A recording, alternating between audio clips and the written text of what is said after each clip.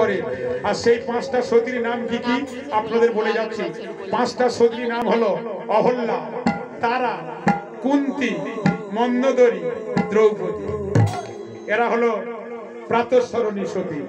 আবার বলছি মা, পাঁচটা সতীর নাম অহল্যা, তারা, কুন্তী, মন্দোদরী, দ্রৌপদী। এই পাঁচটা সতী কড়ি আঙুলের আগের আঙুলে বিরাজ করে। তাই মাগো, আমি হাত জোরে করে বলে যাচ্ছি, সিঁদুর যখন পড়বেন কোনো আঙুলে পড়বেন না, চিরুনির ডগা দিয়ে পড়বেন না। ওই কড়ি আঙুলের যে আগের আঙুল পঞ্চসতী বিরাজ করে, সিঁদুরটা নেবেন, নিয়ে আর বলবেন অহল্যা, তারা, কুন্তী, মন্দোদরী, দ্রৌপদী বলে মা সিঁথিতে সিঁদুর দেবেন, ললাটে টিপ দেবেন, আর যেটুকু লেগে থাকবেন শাখাতে দিয়ে দেবেন।